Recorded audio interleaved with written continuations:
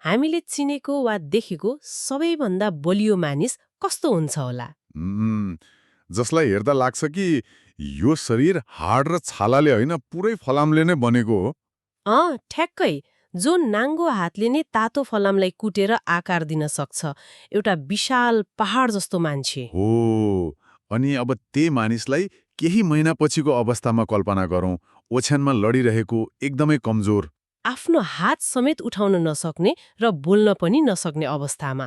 मतलब यो भयानक परिवर्तन सुन्दा जति डरलाग्दो लाग्छ नि, यो हामी सबैले सामना गर्नुपर्ने एउटा कठोर सत्य हो। एकदम सही कुरा। यो अलिकति अप्रिय सत्य हो, तर जीवनको यथार्थ यही नै हो। हो नि, आजको यो गहिरो अध्ययनमा हामी यही यथार्थको गहिराईमा पुग्दैछौँ। आज हामी जेरार्ड म्यानली हपकिन्सको प्रसिद्ध कविता फेलिक्स र्यान्डलको विषयवस्तुलाई आधार बनाएर चर्चा गर्दैछौँ। यो कविताले मानिसको भौतिक पतन, हाम्रो पहिचान र मृत्युको ओछ्यानमा पाइने अनौठो शान्तिको बारेमा निकै मार्मिक कुरा गर्छ। ठिक छ, यसलाई अलिकति खोतलेर हेरौँ न त। यो साँच्ची नै हामीलाई भित्रैदेखि हल्लाउने विषय हो जस्तो लाग्छ मलाई। खासमा भन्नुपर्दा हामीले हाम्रो शरीरलाई एउटा स्थायी भवन जस्तै ठान्ने गल्ती गरिरहेका हुन्छौँ के? हामीलाई लाग्छ हाम्रा यी मांसपेशीहरू र ऊर्जा सधैँ यसरी नै रहिरहनेछन्। हामी त्यो भ्रममा बाँचेका हुन्छौँ नि। हो, तर यो कविताका पात्र फेलिक्स र्यान्डलको कथाले हामीलाई त्यो भ्रमबाट नराम्ररी ब्युजाउँछ। यो केवल एउटा फलाम पिट्ने लुहारको कथा मात्र होइन नि। भनेपछि यो समग्र मानव जातिकै कथा हो। एकदमै। यो शरीर र पहिचान बीचको त्यो जटिल सम्बन्धको कथा हो, जुन शरीर असफल हुन थालेपछि बिस्तारै भत्किन थाल्छ। मलाई यहाँनिर सबैभन्दा बढी छोएको कुरा पनि त्यही हो। फेलिक्स एउटा सामान्य मानिस थिएन नि त। ऊ त ठूलो हड्डी भएको, एकदमै हट्टाकट्टा र सुन्दर नाल लगाउने मिस्त्री थियो। जसले ठुल्ठुला र शक्तिशाली घोडाहरूलाई सहजै नियन्त्रण गर्थ्यो। हो, उसको सम्पूर्ण सिनारी वा भनौँ उसको पहिचान नै उसको त्यो भयानक शारीरिक शक्तिमा अडेको थियो के? तर अचानक एउटा रोगले उसलाई गाँच्छ। अनि त्यो रोगले उसलाई बाहिरबाट होइन भित्रैदेखि खान थाल्छ। ठ्याक्कै, जुन शक्तिले उसको सम्पूर्ण जीवनलाई परिभाषित गरेको थियो नि, त्यो एकाएक गायब हुन्छ। यो कुनै सुस्त परिवर्तन थिएन, यो त एउटा पूर्ण पतन थियो। यहाँ बुझ्नुपर्ने सबैभन्दा महत्त्वपूर्ण कुरा के हो भने नि, जब एउटा श्रम गर्ने मानिसले आफ्नो शारीरिक शक्ति गुमाउँछ, उसले केवल आफ्नो काम मात्र गुमाउँदैन। उसले अरू के गुमाउँछ त? उसले यो संसारमा आफ्नो अस्तित्वको आधार नै गुमाउँछ के? फेलिक्सको लागि उसको शरीर नै उसको हतियार थियो, उसको भाषा थियो। भनेपछि जब रोगले त्यो हतियार खोज्छ, ऊ शारीरिक रूपमा मात्र होइन, मानसिक रूपमा पनि थला पर्छ। हो नि, ऊ मनोवैज्ञानिक रूपमा पूर्ण रूपले टुक्रिन पुग्छ। यहाँ सबैभन्दा रोचक कुरा के छ भने यो अध्ययनमा आगो र फलमको रूपकलाई निकै सुन्दर ढङ्गले प्रस्तुत गरिएको छ। मैले पनि त्यो याद गरेकी थिएँ। त्यो आगोको तुलना साँच्ची नै शक्तिशाली छ। हिजो जुन आगोमा फेलिक्सले फलामलाई पगालेर आकार दिन्थ्यो नि, आज त्यही रोग र ज्वरोको आगोले फेलिक्सलाई नै पगालिरहेको छ। ओहो, सुन्दा नै कस्तो सिरिङ्ग हुने। हिजो ऊ त्यो आरनको देवता जस्तो थियो, तर आज त्यही ज्वरोको आगोले उसलाई खरानी बनाउँदैछ। अनि अर्को कुरा, हिजो जो फेलिक्स फुस्रा घोडाहरूलाई नाल लगाउने काम गर्थ्यो, आज रोगले गर्दा ऊ आफै फुस्रो र फिक्का भएको छ। मतलब समय एउटा चोर जस्तै हो, जसले मानिसको जवानी र शक्ति चोरेर लैजान्छ। एकदमै। विगतका ती उज्याला र शक्तिशाली दिनहरू अब वर्तमानको एउटा क्रूर ऐना जस्तै बन्छन्, जसले उसलाई अहिले ऊ कति कमजोर छ भनेर गिज्याइरहेको जस्तो महसुस गराउँछ। तर एकछिन पख्नुस् है, मलाई यहाँ एउटा कुराले अलिकति अलमलमा पार्यो। के कुराले नि? हामी सबैलाई थाहा छ नि त, उमेर ढल्किएपछि वा गम्भीर रोग लागेपछि शरीर कमजोर हुन्छ भनेर। यो त प्रकृतिको सामान्य नियम नै हो। हो। तर यसले मानिसको आत्मा वा भनौँ आत्मालाई नै किन यति धेरै तहस नहस पार्छ त? जब हातहरूले काम गर्नु छोड्छन्, के हामी केवल भारी हथौडा खस्ने पर्खाइमा रहेका फुस्रिने सिसाका टुक्राहरू मात्र हौं त? यो एकदमै गहिरो प्रश्न हो र खासमा यसको उत्तर हाम्रो मनोविज्ञानमै लुकेको छ। हामीले आफूलाई हामी को हौं भनेर कसरी चिनाउँछौं भन्ने कुरा सोचौं त एकपटक। सायद हामीले गर्ने कामबाट। हो नि, धेरैजसो मानिसको लागि उनीहरूको काम र उनीहरूको क्षमता नै उनीहरूको ऐना हो। जब त्यो ऐना फुट्छ, मानिसले आफूलाई हेर्न वा चिन्न सक्दैन। भनेपछि आफ्नो मूल्य नै हराएको महसुस हुन्छ। ठ्याक्कै। बिरामीपनले मानिसलाई आफ्नै शरीरभित्र एउटा कैदी बनाइदिन्छ क्या। फेलिक्सको विगत जति शक्तिशाली थियो, वर्तमान उति नै असहाय छ। विगतको त्यो आगोको तातो र शक्तिको यादले वर्तमानको चिसोपनलाई झनै पीडादायी बनाइदिन्छ होला। हो, ऊ आफ्नो पुरानो रूपलाई सम्झिन्छ, तर त्यहाँ कहिल्यै फर्कन सक्दैन। यो एउटा यस्तो मानसिक द्वन्द्व हो जसले शरीर मर्नुभन्दा धेरै पहिला मानिसको मनोबललाई मार्छ। साँच्चै नै दर्दनाक कुरा हो यो। भनेपछि शरीरको पतनसँगै उसको संसारसँगको सम्बन्ध पनि टुट्छ। टुट्छ। तर यहाँनिर कुरा साँच्चै नै रोचक बन्छ नि, होइन र? ठिक यही असहाय र एक्लो बिन्दुमा पुगेपछि कथाले एउटा अनौठो मोड लिन्छ। हो, यहाँ दुई नितान्त फरक व्यक्तिहरूबीच एउटा अकल्पनीय सम्बन्ध स्थापित हुन पुग्छ। एकातिर एउटा पादरी छन् जसको सम्पूर्ण जीवन शान्ति, प्रार्थना र शब्दहरूको वरिपरि घुम्छ, अनि अर्कोतिर फेलिक्स जसको जीवन कोलाहल, आगो र फलामसँग बितेको छ। सुन्दा यी दुई संसार कहिल्यै नमिल्ने जस्ता लाग्छन्। त्यही त नि, यी दुई फरक संसारका मानिसहरू मृत्युशय्यामा सँगै हुन्छन्। मलाई अचम्म के लाग्छ भने यी दुई बीच त कुनै समानता नै छैन। उनीहरूले एकअर्कालाई कसरी बुझ्न सक्छन्? सुन्दा अचम्म लाग्न सक्छ, तर उनीहरूलाई जोड्ने कुरा उनीहरूको समानता होइन के? उनीहरूलाई जोड्ने कुरा त उनीहरूको आवश्यकता पो हो त। आवश्यकता? कस्तो आवश्यकता? हेर्नुस्, गम्भीर बिरामीपनले मानिसलाई एउटा छुट्टै टापुमा पुर्याइदिन्छ। बाहिरको संसार आफ्नै गतिमा चलिरहेको हुन्छ, तर बिरामी मानिस त्यो संसारबाट पूर्ण रूपमा कटिन्छ।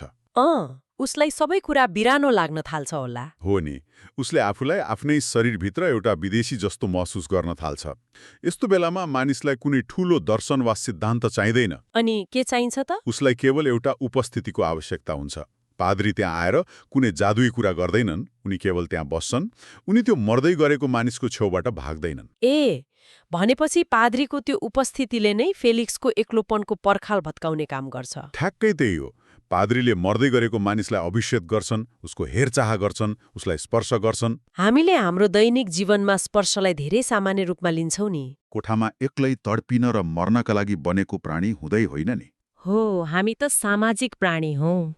मानवीय स्पर्श र साथले रोगलाई निकै नपारे पनि यसले त्यो मानिसलाई तिमी अझै पनि यो मानव समुदायको हिस्सा हौ भन्ने महसुस गराउँछ। ओहो, यो कुराले त मलाई साँच्चै नै भावुक बनायो। पाद्रीले फेलिक्सलाई उसको सबैभन्दा खराब, गनाउने र अस्तव्यस्त अवस्थामा देख्छन् नि त। तर पनि उनी घिन मान्दैनन्। अनि सुरुमा त फेलिक्स आफ्नो टुटेको शरीरलाई सराप्दै अधैर्य र एकदमै क्रोधित पनि हुन्छ, होइन र? जुन स्वाभाविक पनि हो। एउटा बलियो मानिस एक्कासी थला पर्दा रिस उठ्न सामान्य हो। एकदम स्वाभाविक हो। तर पाद्री उसको त्यो रिसबाट डराउँदैनन्, न त उनी त्यहाँबाट भाग्छन्। उनी कोमल प्रेम र कर्तव्यका साथ त्यही उभिरहन्छन्। के हामी यो भन्न सक्छौं कि सेवा भनेको त्यो अदृश्य गम जस्तै हो जसले समाजका अपरिचित व्यक्तिहरूलाई जोड्छ र दाजुभाइमा बदल्छ? एकदम सही। सेवा र मानवीय करुणा नै त्यो कडी हो जसले हामीलाई मानवतासँग जोड्छ। यो सम्बन्धले फेलिक्सको शारीरिक रोग निको त पार्दैन, तर यसले एउटा अझ ठूलो काम गर्छ। के काम गर्छ? यसले उसको आत्मालाई निको पाल्ने बाटो खोल्छ। सुरुको त्यो क्रोध र फ्रस्ट्रेसन विस्तारै शान्तिमा बदलिन्छ। पादरीले ल्याएको सान्त्वनाले फेलिक्सको भित्र जमेको त्यो रिसको हिउँलाई पढालिदिन्छ। अनि यहीँनिर आध्यात्मिक उपचारको कुरा पनि आउँछ, होइन त? पादरीले फेलिक्सलाई केवल सान्त्वना मात्र दिँदैनन्, उनले त चर्चको गहिरो आध्यात्मिक संस्कार पनि लिएर आउँछन्। उनले फेलिक्सलाई युकारेस्ट वा भनौँ अन्तिम संस्कारको स्वर्गीय भोजन प्रदान गर्छन्। अब यहाँनिर अलिकति स्पष्ट पारौँ है, यो युकारेस्ट भनेको केवल एउटा परम्परा मात्र त होइन नि? होइन नि। क्याथोलिक परम्परामा मृत्युको मुखमा पुगेको व्यक्तिको लागि यो एउटा अत्यन्तै शक्तिशाली आध्यात्मिक औषधि मानिन्छ। आत्माको मर्मत गर्छ। जसरी फेलिक्सले कुनै बेला फलामलाई तताएर टुटेका कुराहरू जोड्थ्यो, पादरीले यहाँ प्रार्थना र संस्कार मार्फत फेलिक्सको टुटेको आत्मालाई जोडिरहेका छन्। सही हो। एकदमै सटिक विश्लेषण। यदि हामीले यसलाई फराकिलो दृष्टिकोणबाट हेर्यौं भने यो आध्यात्मिक उपचारको केन्द्र बिन्दु नै यही हो। बिरामीपन एउटा यस्तो अग्लो पर्खाल हो जसमा फेलिक्स आफ्नो बलले अब चढ्न वा पार गर्न सक्दैन। शारीरिक औषधिको पनि एउटा निश्चित सीमा हुन्छ नि त। शरीरले हार खाइसकेको अवस्था हुन्छ। हो, जब विज्ञान र शरीरले हार मान्छन् तब मानिसको हृदयलाई फरक प्रकारको उपचार चाहिन्छ, जसलाई कवितामा ग्रेस वा अनुकम्पा भनिएको छ। यो अनुकम्पा भनेको त्यही ढोका हो जुन त्यो पर्खालमा खुल्छ। ठ्याक्कै, यो अनुकम्पा भनेको त्यो अदृश्य हात हो जसले मृत्युको डरलाग्दो आँधीमा काँपिरहेको मानिसलाई शान्त र स्थिर बनाउँछ। फेलिक्सको त्यो आँसुले उसको सबै घमण्डलाई पखालेर लैजान्छ र उसलाई अन्त्यको लागि तयार गर्छ। तर यो शान्त विदाईको कुरा गर्दा मलाई यहाँ एउटा अर्को कुराले निकै सताइरहेको छ। कुन कुराले? त्यो हो कोठामा छाउने मौनताको भार। जसै फेलिक्स कमजोर हुँदै जान्छ उसले आफ्नो आवाज गुमाउँछ। कुनै बेला आरनमा चिच्याउँदै काम गर्ने मानिस अहिले एउटा सुस्केरा पनि राम्ररी हाल्न सक्दैन। हो, उसको दिमाग अस्तव्यस्त हुन्छ र शब्दहरूले उसको साथ छोड्छन्। पाद्रीले उसको लागि बोलिदिन्छन्, तर त्यहाँ एउटा यस्तो भारी मौनता छ जसले सबै कुरालाई कम्बलले जस्तै ढाक्छ के।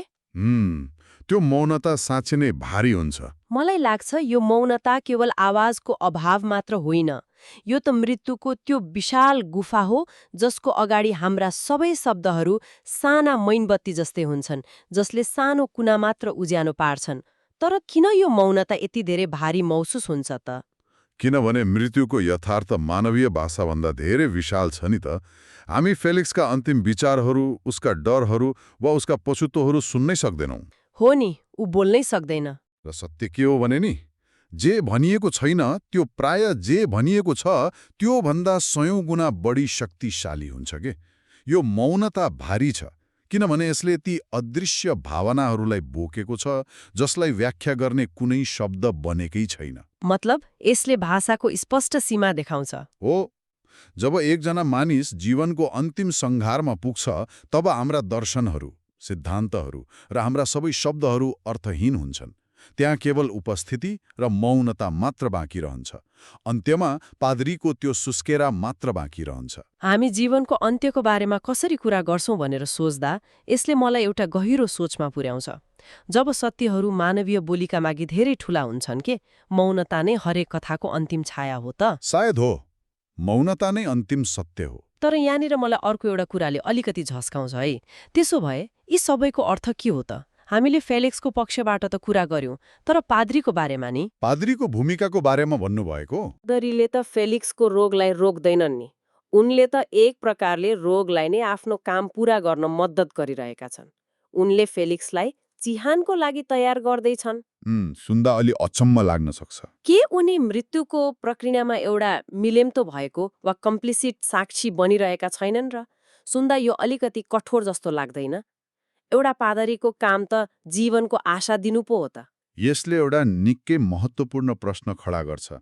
तपाईले भने जस्तै सुन्दा यो साझेदार हुनु पक्कै पनि कठोर लाग्न सक्छ, तर हामीले पादरीको मनोविज्ञानलाई पनि त बुझ्नुपर्छ नि। कसरी बुझ्ने त? पादरीले दिनौ मानिसहरू मरेको र टुट्दै गरेको देख्छन्। यदि उनले हरेक मृत्युलाई आफ्नो व्यक्तिगत हार मान्ने हो भने उनी मानसिक रूपमा बाँच्न नै सक्दैनन् के, उनी आफै टुक्रिनेछन्। भनेपछि यो मिलेम त हुनु पादरीको लागि एउटा बाँच्ने रणनीति हो। एकदमै। मृत्यु जस्तो अपरिहार्य कुरालाई रोक्न सकिँदैन भन्ने उनलाई थाहा छ। त्यसैले यो कोपिङ मेकानिजम हो। शोक र मृत्यु भनेको एउटा भयानक अँध्यारो जङ्गल जस्तै हो, जहाँ जो कोही पनि हराउन सक्छ। हो नि। यदि तपाईँ त्यो जङ्गलमा बिना कुनै बाटो हिँड्नुभयो भने हराउनुहुन्छ। पादरीका लागि ती प्रार्थनाहरू र संस्कारहरू भनेका त्यो अँध्यारो जङ्गल पार गर्ने नक्सा हुन्। ती औजारहरू हुन् जसले उनलाई शोकमा डुब्नबाट बचाउँछन्। ठ्याक्कै। वास्तविकताको त्यो तीखो र काट्ने किनारालाई अलिकति भुत्ते बनाउन धर्म वा दिनचर्याको प्रयोग गरिन्छ। जीवित हुनुको त्यो भारबाट बस्ने यो एउटा उपाय हो। कति गहिरो कुरा। मैले यसलाई कहिले यसरी सोचेकै थिइनँ। यो मिलेमेल्तो हुनु भनेको हार मान्नु होइन रहेछ। होइन नि। यो त अर्को मानिसलाई सम्मानजनक बिदाई दिने एउटा उपाय पो रहेछ। हामी घडीलाई रोक्न त सक्दैनौँ नि, हामी मृत्युलाई जित्न पनि सक्दैनौँ। हो। त्यसैले अन्त्यमा हामी एकअर्कालाई मर्न मद्दत गर्छौं, किनभने हामी एकअर्कालाई बचाउन सक्दैनौँ। योभन्दा सटीक रूपमा यसलाई सायद भन्न सकिँदैन होला। मानिसहरूले आफूले रोक्न नसक्ने दुःखद कुराहरू सहन कसरी प्रणालीहरू निर्माण गरेका छन् भन्ने यो उत्कृष्ट उदाहरण हो। हामी मृत्युको परिणाम बदल्न त सक्दैनौँ, तर मृत्युको त्यो एक्लो यात्रामा सँगै हिँड्न सक्छौँ। पाद्रीले फेलिक्सलाई त्यो अँध्यारो कोठामा एक्लै मर्न दिँदैनन्। उनी हात समातेर अन्तिम ढोकासम्मै पुर्याउँछन्। साँच्चै आजको यो अध्ययनले हामीलाई एउटा असाधारण भावनात्मक यात्रामा लगेको छ। हामीले एउटा बलियो मानिसको कोलाहलपूर्ण आरनदेखि मृत्युशय्याको चिसो मौनतासम्मको यात्रा गर्यौं। यो एकदमै गहिरो यात्रा रह्यो। हामीले देख्यौं कसरी मानिसको भौतिक शक्ति क्षीण हुन्छ, कसरी सेवा र स्पर्शले हामीलाई जोड्छ, अनि अनुकम्पाले कसरी शान्ति दिन्छ र संस्कारहरूले बाँचेकाहरूलाई कसरी सान्त्वना दिन्छन्। र यो ज्ञान हामी सबैको लागि किन यति धेरै महत्त्वपूर्ण छ भने नि, यो मानव जीवनको सबैभन्दा ठूलो सत्य हो। हो नि। हाम्रो वास्तविक मूल्य हामीले शक्तिको समयमा कति फलाम पिट्यौं वा कति काम गर्यौं भन्नेमा होइन, अन्तिम समयमा हामीले एकअर्कालाई कसरी साथ दिन्छौं भन्नेमा हाम्रो मूल्य लुकेको हुन्छ। एकदमै सत्य कुरा। अन्त्यमा हाम्रा शरीरहरू भत्किन्छन्, तर हामीले बाँडेको अनुकम्पा र सेवाको ताप सधैँ रहिरहन्छ। अब आजको यो चर्चालाई अन्त्य गर्नुअघि म एउटा प्रश्न छोड्न चाहन्छु। कस्तो प्रश्न? आजको आधुनिक युगलाई हेर्नुहोस् त। आज हामीले मृत्युलाई प्राय अस्पतालका बन्द र चिसो कोठाहरूमा लुकाउन थालेका छौं। मेसिनहरूले घेरिएको अवस्थामा। हो, मानिसहरू आफ्ना प्रियजनको न्यानो स्पर्शभन्दा बढी चिसो यन्त्रहरू र मनिटरका तारहरूले घेरिएका हुन्छन्। मृत्युको बेला सुनिने त्यो शान्त सुस्केरालाई आज अस्पतालका मेसिनहरूको एकहोरो बीप आवाजले प्रतिस्थापन गरेको छ। यो त एकदमै तितो यथार्थ हो। के हामीले मृत्युमा साझेदार हुने, एकअर्काको हात समातेर त्यो अन्तिम यात्रामा साँचो अर्थमा सँगै रहने त्यो पुरानो मानवीय क्षमता गुमाउँदै गएका त छैनौं? यो त गम्भीर विषय पो हो त। के हाम्रा आधुनिक सुविधाहरूले हामीलाई फिलिक्स स्ट्र्यान्डल भन्दा पनि बढी एक्लो बनाइरहेका छन् त? यसबारे पक्कै पनि सोच्दै गर्नुहोला। आजको लागि हाम्रो यो गहिरो अध्ययन यति नै। सुनिदिनु भएकोमा धेरै धेरै धन्यवाद।